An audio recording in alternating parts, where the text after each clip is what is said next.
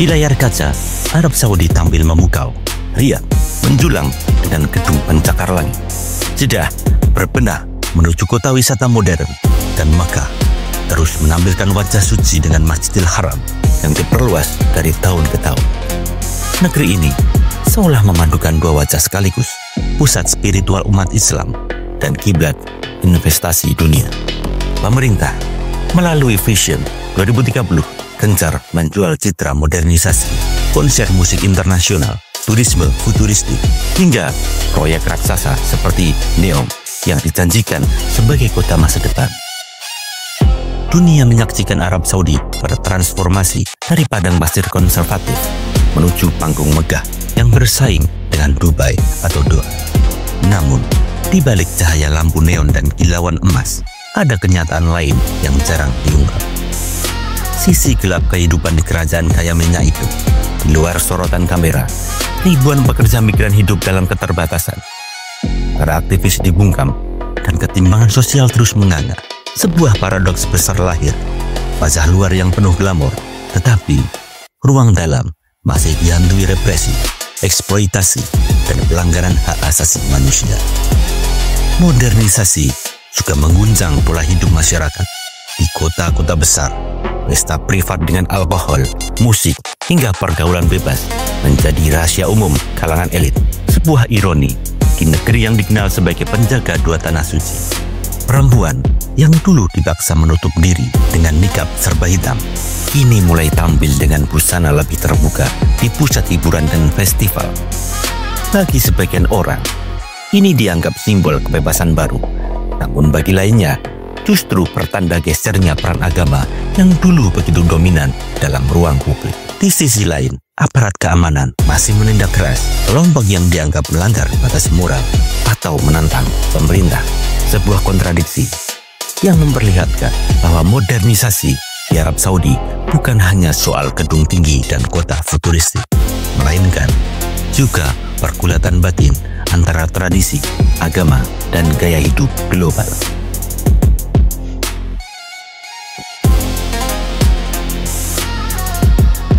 Setiap tahun, jutaan pekerja migran dari Asia Selatan, Asia Tenggara, dan Afrika berbondong-bondong menuju Arab Saudi dengan harapan memperbaiki kondisi ekonomi keluarga mereka. Namun, di balik janji gaji tinggi dan pekerjaan stabil, banyak yang justru terjerat dalam lingkaran eksploitasi. Amnesty International mencatat praktik penahanan paspor oleh majikan masih menjadi modus utama untuk mengontrol pekerja, membuat mereka kehilangan kebebasan bergerak. Laporan Human Rights Watch juga mengungkap kasus-kasus keterlambatan gaji berbulan-bulan, jam kerja hingga 18 jam tanpa libur, serta pemukulan terhadap pekerja domestik, terutama perempuan.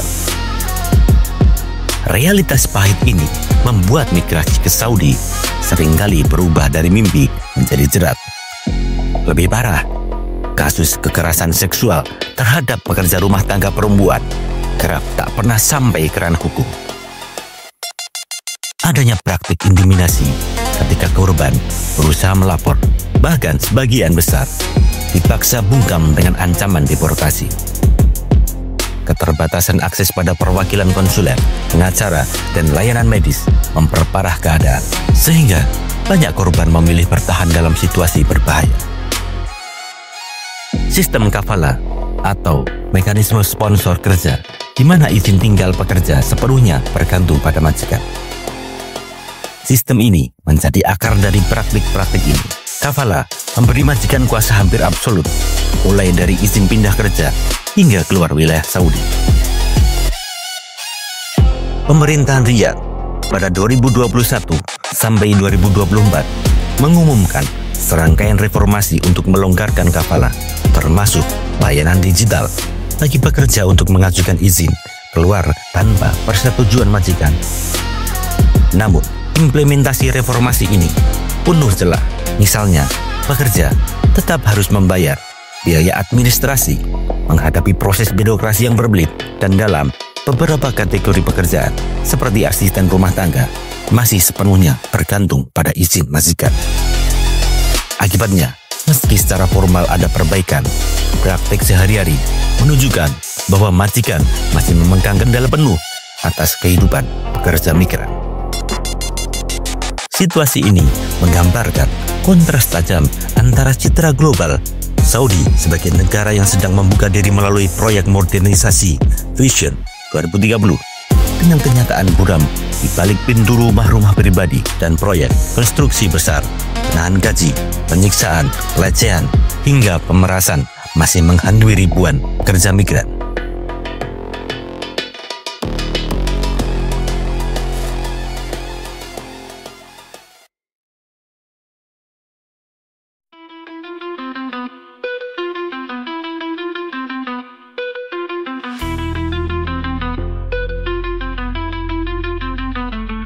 Proyek ambisius Arab Saudi seperti NEOM, The Line, Qiddiya, dan berbagai mega infrastruktur lain dipromosikan sebagai simbol transformasi ekonomi dalam kerangka Vision 2030. Iklan resmi pemerintah menampilkan kota futuristik dengan teknologi ramah lingkungan dan gaya hidup mewah. Namun, di balik narasi gemerlap itu, laporan investigatif justru menyingkap wajah lain. Ribuan pekerja migran dari Asia dan Afrika menjadi tulang punggung pembangunan, bekerja di bawah panas ekstrim dengan jam kerja panjang tanpa perlindungan memadai. Human Rights Watch mendokumentasikan kasus upah yang tertunda berbulan-bulan, kondisi kerja berbahaya, dan lemahnya sistem kompensasi ketika kecelakaan terjadi. Pekerja seringkali menghadapi dilema menerima kondisi beresiko atau kehilangan mata pencaharian. Tragedi terbesar dari pembangunan ini adalah kematian yang nyaris tak pernah terekspos. Banyak kasus pekerja yang meninggal akibat serangan jantung dan stroke terkait suhu ekstrim, terutama di musim panas saat temperatur Saudi bisa mencapai lebih dari 45 derajat Celcius. Namun, kematian itu kerap dilaporkan secara samar sebagai penyebab alami. Tetapi, investigasi medis yang transparan dalam laporan Guardian, pekerja migran yang terlibat proyek NEOM juga menghadapi intimidasi ketika berusaha menuntut hak mereka. Transparansi minim ditambah kontrol ketat pemerintah atas media membuat publik domestik hampir tak pernah mendengar sisi gelap pembangunan raksasa ini. Lebih dari sekedar proyek infrastruktur, 3 proyek Saudi mempresentasikan paradoks. Janji modernisasi global dibangun di atas praktik kerja yang mencerminkan pola eksploitasi. Keuntungan ekonomi jangka pendek justru dibayar mahal dengan harga pelanggaran hak asasi manusia yang meluas. NEOM adalah wajah masa depan.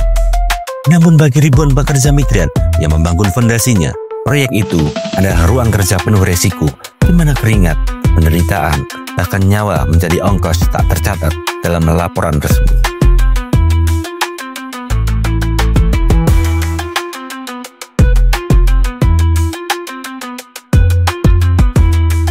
Modernisasi budaya, dari konser internasional, bioskop, hingga promosi turisme, berjalan beriringan dengan represi politik yang semakin dalam. Kasus pembunuhan Jamal Khashoggi pada 2018 menjadi simbol paling brutal. Seorang kolumnis Washington Post yang kritis terhadap kebijakan putra mahkota Mohammed bin Salman ditemukan tewas di konsulat Saudi di Istanbul. Lapor intelijen Amerika Serikat yang dideklasifikasi pada 2021 menyimpulkan ada bukti kuat yang mengaitkan operasi pembunuhan itu dengan pejabat tinggi kerajaan, termasuk keterlibatan langsung putra mahkota. Penyidik PBB Agnes Callamard juga menegaskan pembunuhan Khashoggi adalah eksekusi di luar hukum yang direncanakan negara. Kasus ini membuka tirai reformasi ekonomi ala Vision 2030 berjalan paralel dengan represi yang menghapus suara-suara kritis. Namun, Khashoggi bukanlah satu-satunya korban. Human Rights Watch mencatat puluhan aktivis, jurnalis, dan akademisi Saudi dipenjara karena cuitan, tulisan, atau sekedar partisipasi dalam forum. Banyak dari mereka menjalani sidang tertutup tanpa akses memadai pada pengacara. Beberapa, seperti Loujain Al-Hadlun, aktivis hak perempuan, pernah dipenjara kemudian dibebaskan dengan syarat ketat, termasuk larangan bepergian dan pengawasan elektronik. Pola ini memperlihatkan bahwa pelepasan tahanan seringkali hanya kosmetik. Kebebasan sipil tetap dibatasi bahkan setelah vonis berakhir. Fenomena ini menggambarkan paradoks mendalam. Kerajaan yang berupaya tampil progresif di panggung global justru mempertahankan model pengendalian politik khas rezim otoriter. Laporan Freedom House menempatkan Arab Saudi sebagai salah satu negara dengan skor kebebasan terendah di dunia, khususnya dalam indikator kebebasan berekspresi dan keyakinan. Sensor media ketat, pemantauan digital melalui aplikasi resmi, hingga kriminalisasi aktivisme daring menjadi alat negara untuk memastikan tidak ada oposisi yang tumbuh. Dengan demikian, modernisasi Saudi terlihat lebih sebagai pertunjukan yang dikuratori ketat, di mana kritik harus dibungkam agar narasi resmi tentang kemajuan tetap utuh di mata dunia.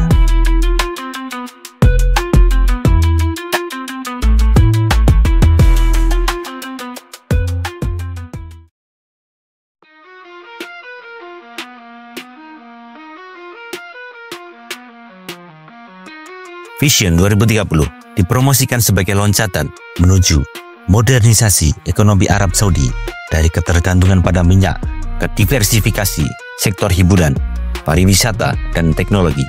Namun, sejumlah analis menyoroti bahwa keuntungan dari proyek-proyek raksasa itu justru terkonsentrasi di lingkaran elit politik dan bisnis yang dekat dengan keluarga kerajaan. Alih-alih menciptakan struktur ekonomi yang inklusif, investasi global dalam kerangka Vision 2030 kerap memperkuat instrumen negara dan memperluas pengaruh putra mahkota Muhammad bin Salman. Logika Vision 2030 adalah top-down, rakyat menjadi objek pembangunan, sementara akuntabilitas politik tetap minim. Dengan demikian, wajah modern yang dipamerkan ke dunia internasional lebih mempresentasikan ambisi geopolitik kerajaan daripada kebutuhan real masyarakat. Kesenjangan ini juga terlihat dalam aspek sosial dan politik. Brookings Institution menekankan bahwa modernisasi permukaan seperti pembukaan bioskop, festival musik, atau pelonggaran aturan berpakaian tidak otomatis berbanding lurus dengan perbaikan hak pekerja atau kebebasan sipil. Faktanya, di saat Saudi mengiklankan diri sebagai pusat turisme dan investasi, represi terhadap aktivis, pekerja migran, dan jurnalis tetap berlanjut. Reformasi ekonomi tanpa reformasi politik hanya menciptakan paradoks. Kerajaan tampil progresif di panggung internasional, tetapi tetap represif di dalam negeri. Inilah diskrepansi tajam antara citra yang dijual ke luar negeri dan realitas.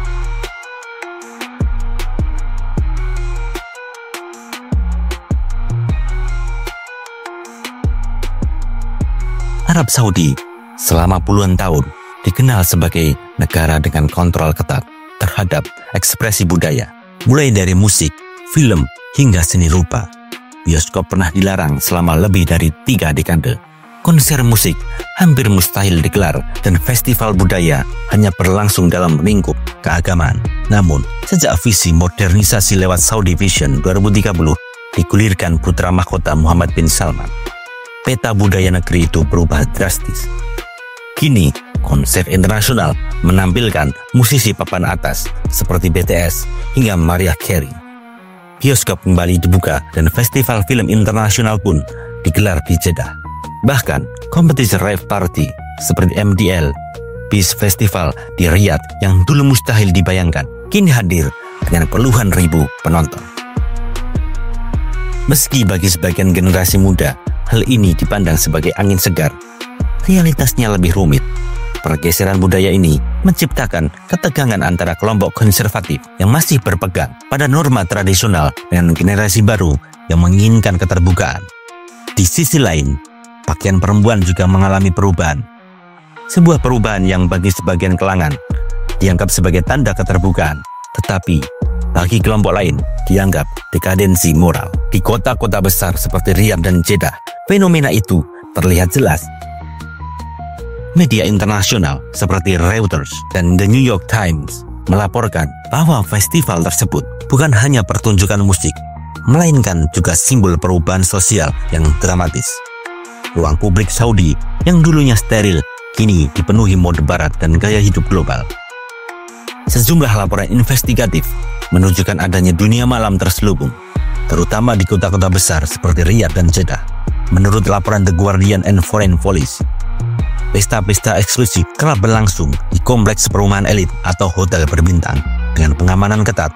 Di balik tembok tinggi itu, alkohol diselundupkan, musik diputar keras, dan interaksi sosial berjalan jauh dari norma publik yang berlaku. Dalam wawancara dengan The Athletic, pekerja asing menyebut party underground di Saudi sebagai rahasia umum. Ditoleransi sejauh tidak menantang otoritas atau terlihat publik. Fenomena ini menyingkap kontradiksi. Apa yang haram di ruang publik bisa terjadi di balik pintu tertutup, terutama bila melibatkan kalangan elit atau orang asing.